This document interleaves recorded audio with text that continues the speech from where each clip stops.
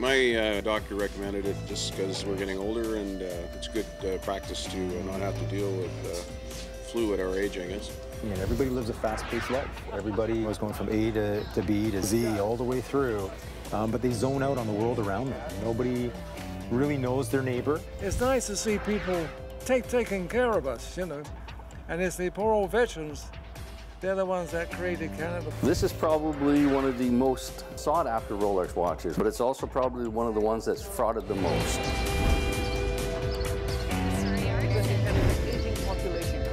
I'm Leah Bolton. And I'm Atwal. Fraser Focus, a fresh perspective beyond the bridge.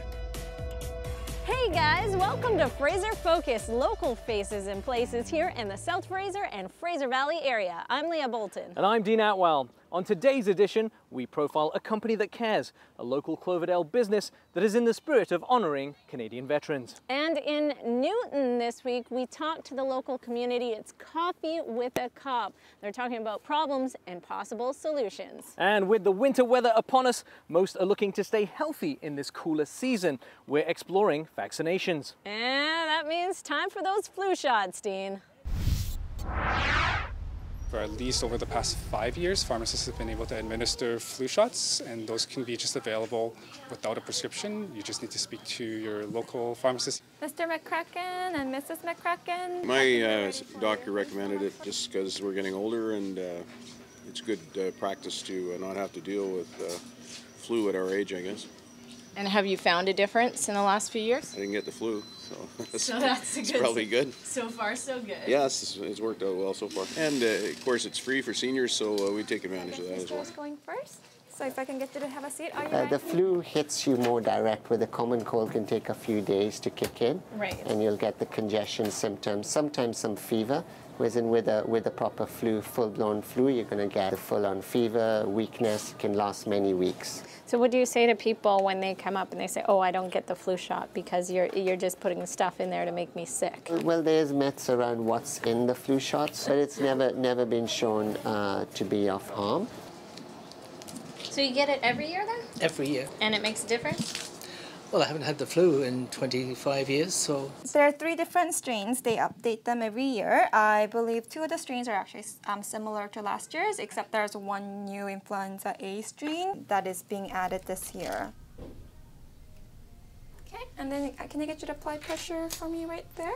We encourage everybody to come and get their flu shots. Given that said, everybody should get their flu shots every year to build their immunity. Studies shown that getting them every year prevents flu better than getting them intermittently. Now, is it mandatory for team players on the Giants to have 2 flu shots? I would say it's not mandatory, but it's definitely recommended. What do you say to those people that specifically go out there and don't get vaccinated? I would say to get vaccinated. It's something to better yourself, and I mean, you know, I believe in the shots, and you know, my arm's a little sore, but it's worth it. So between Leah and I drew the short straw. I will be getting my flu shot here. Hey, you here for the flu shot? That's right. So a deep breath in for me, please. Why do people get flu shots again? I mean, Other than the obvious, right? well, not just to protect yourself, but you can protect others with weakened immune systems, such as any elderly people you might be living with, anyone with a chronic health condition, like asthma or diabetes, can also benefit from the additional protection that you would give them. Have you gotten your flu shot? Protect yourself and those around you. The flu, don't pass it on. It's good to note that most of the population that can't get vaccinated, like infants and pregnant individuals, rely on the rest of us to remain healthy. I just plan on not getting sick. We'll be right back here on Fraser Focus in a moment. The community needs to know that when we call them for help, they're hearing us. They're trying to make a difference.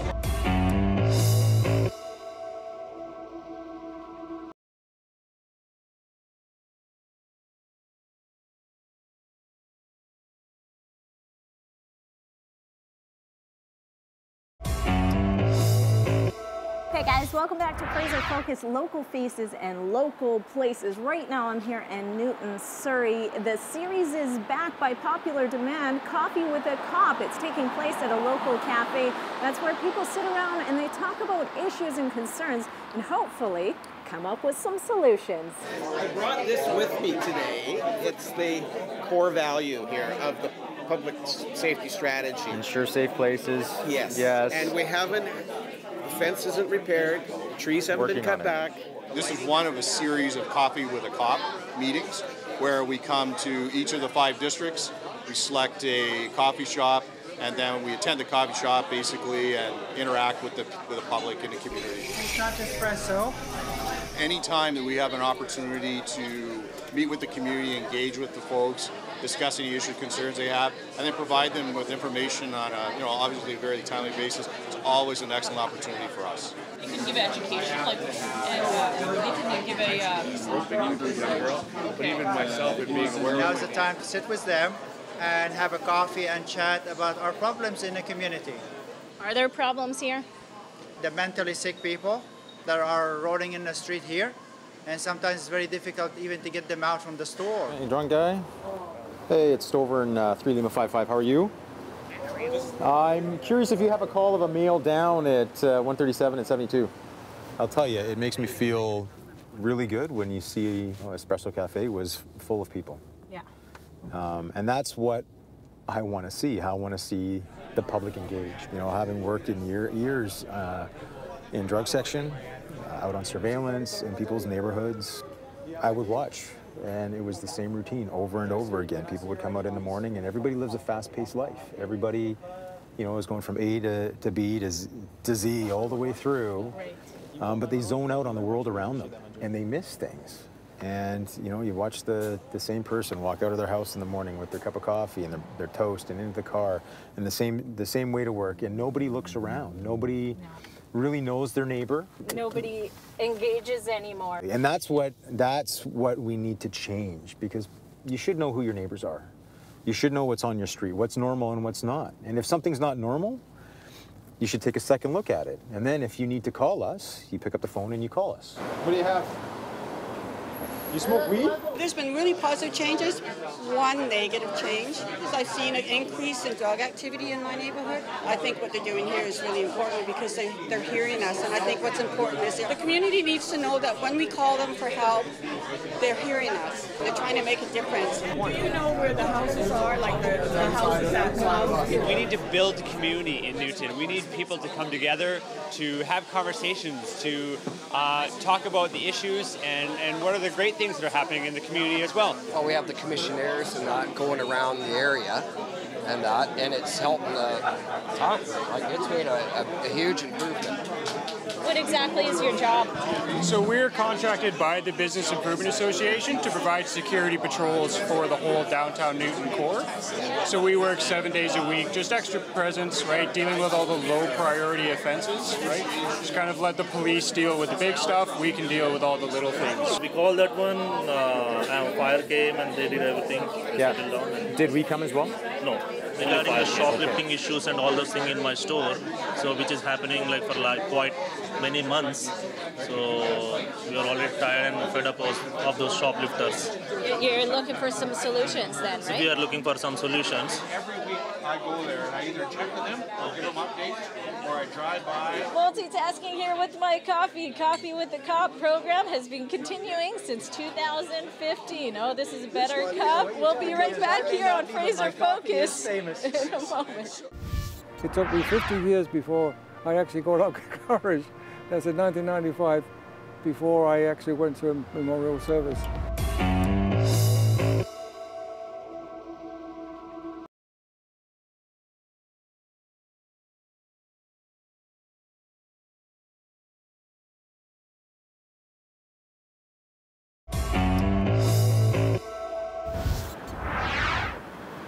That's you? Yeah, that's me, right there.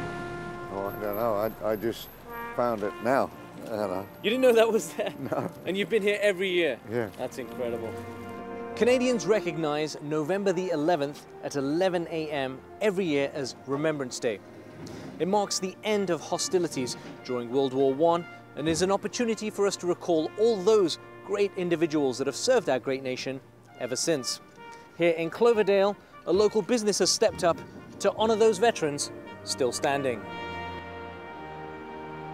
I joined the Home Guard in 1940, and I was 16 at the time, because I served with the Royal Marines for 3.5 years, and I got invalided out through war wounds in September of 1945. I never attended a Remembrance Day memorial service for 50 years. You know, with the war and everything, you get affected a little bit, and I just couldn't go to a memorial service. I just couldn't. It took me 50 years before I actually got up courage. That's in 1995, before I actually went to a memorial service. And I never even applied for my medals until 1995. I served with the British Royal Navy. I joined when I was 15 years old, and I spent 12 months in training, and then they sent me to sea on HMS Sheffield, they called a Shiny Chef. And how many years did you serve? Me, I served 9 years. And then I came out and joined the Merchant Marine and done another 9 years at sea there. Good morning, gentlemen. This is an honor to have you guys. Thank you very much. I'm Troy.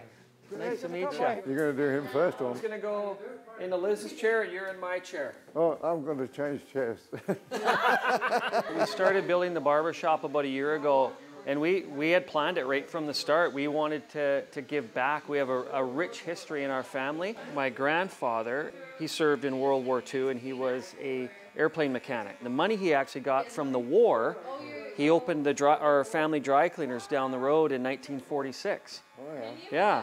Yeah, this stuff is such an important thing for our family and our heritage, and it's nice to be able to sort of pay respects to you guys that made it all happen. We're young fella of 16, and the bomb hits your house, you know. So you to take care of your grandmother because you got hit in the side, you know. How long have you been friends? Oh, I'd say about 5 years, Reg. He's asleep, is he? Now, since the first Remembrance Day in 1919, hundreds of thousands of soldiers have fallen in the Second World War, as well as conflicts in places like Afghanistan and Siberia, and peacekeeping missions in places like Bosnia. I buried 209 of my comrades, and the last post they play, in the memorial service when they play that last post, I just have to grit my teeth. It's tough, very tough. They're made by a poor old British war veteran. Oh, wow. Namely myself. Any Canadian soldier that's been on peacekeeping in battles, and they see what war can do, it affects them. And then when they come back home, most of them have this mental illness which we call PTSD. There's 150 Canadian soldiers have died after coming home. They committed suicide because it got too much for them. And they're the people I remember. Okay, thanks very much. It's nice to see people taking care of us, you know. The politicians think that they make the country wonderful, but no. It's the politicians that get us into a mess, and it's the poor old veterans. They're the ones that help. They're the ones that created Canada for us, who died for us. So many interesting people here in the Fraser region, Dean. That's right, you're watching Fraser Focus, bringing you stories from beyond the bridge. We'll be right back. It's a great awareness opportunity for families to come and to allow their kids to experience the life of a child in a country that's much different than the one that they live in.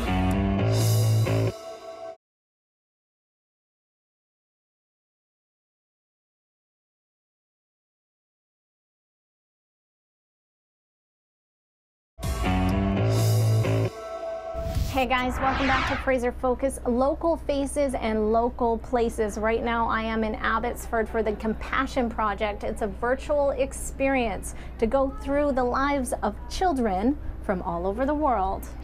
Hola, my name is Janelli. Quick, coming out of the rain. Oh, but maybe don't stand in the corner. The roof leaks there. Welcome to my house.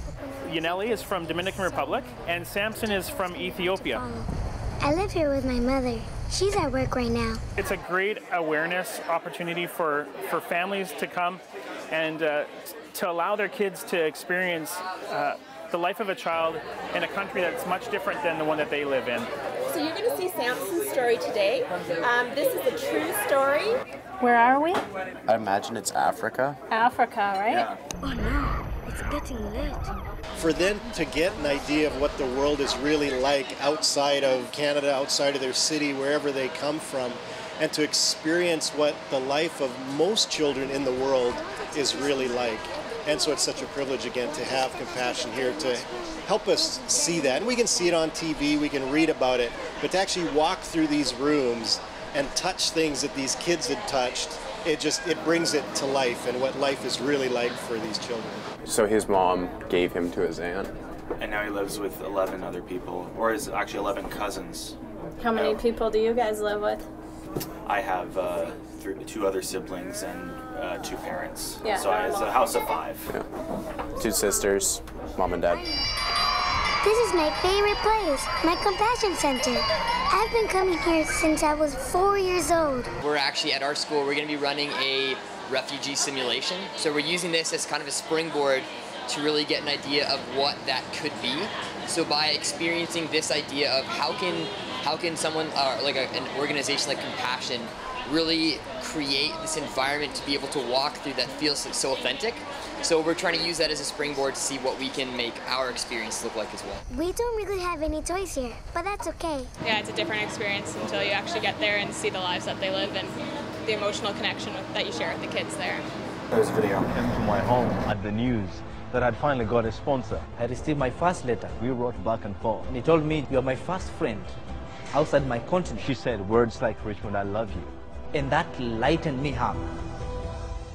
It helped to show how useful the sponsor really is. And it's not just like, I'm going to sponsor this child and give a little bit of money.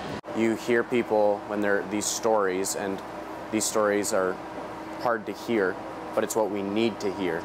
Northview is our church, and Friday is our date days every week, and we thought that we would kick our Friday off with coming through the Compassion experience. A little boy from Rwanda. Wow. That might be an option. And a little girl from Ghana. I've been to visit one of my sponsored children in Honduras, and this is very authentic. It's very much like visiting my child on the field. And you hear the whole story, and then now as an adult, what their life is like now, and what being a sponsored child has done for them. And now, well, see for yourself. This is my shop. And then over to Surrey. It's time to think about shopping with the holiday season fast upon us. So many scams out there. Is what you're purchasing real or fake? Everything gets frauded today. Yeah. Doesn't matter where you are, it all gets done. Every once in a while, we like to have something that we can look at to see, okay, how do we know this is fake? What have they done? Yeah. And they keep getting better and better and better. You know, the #1 thing, Rolex watches. This is probably one of the most sought after Rolex watches in today's market, but it's also probably one of the ones that's frauded the most. The one thing about Rolex watches, when they're produced in the factory, they're perfect.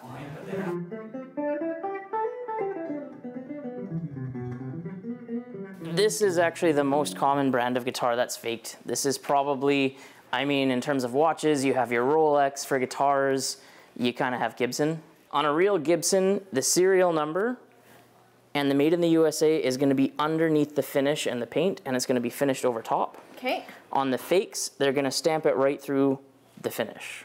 They're also always made out of one piece of wood, like this guy here. One piece of wood, you'll never see another stripe or where they may have glued multiple pieces of wood together.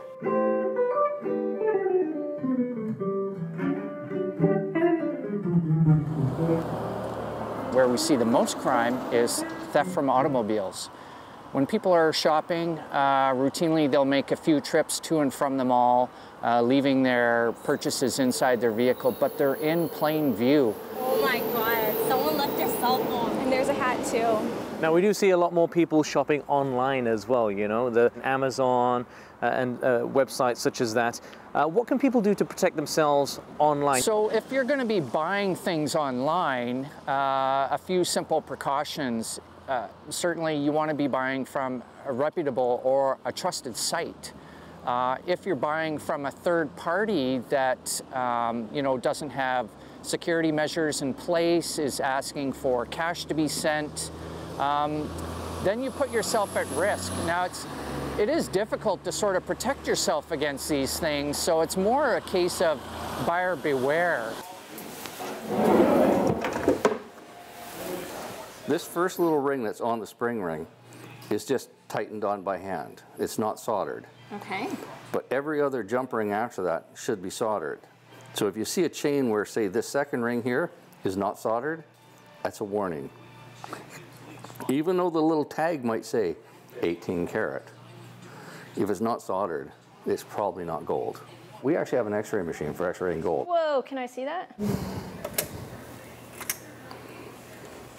It's actually 14.24 karat. So am I winning? Yeah. All right. Woo. Yeah. If you can't be certain that something isn't counterfeit, then it's a risky purchase. Let's take women's purses, for example. This is a commonly counterfeited item.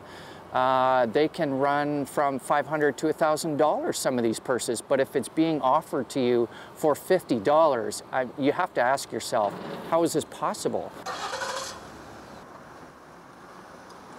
Considering we may be seeing boxes being dropped off and left on doors from Amazon with Christmas gifts in, so we've got to be more mindful of that with our neighbors. Certainly when a package is left on your doorstep and it's in plain view, I mean, that's just asking for it to be stolen.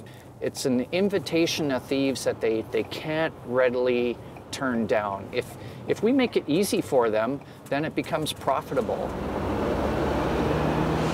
I have no idea what would be real and what would be fake. I'd definitely get scammed, Dean. Well, there's so many of them out there. And that brings us to the end of another edition of Fraser Focus, local places and local faces. If you guys have a story to tell, don't forget to contact us. You can give us a call, send us an email, or there's always social media, JoytvBC. I'm Leah Bolton. And I'm Dean Atwal. We'll see you next time.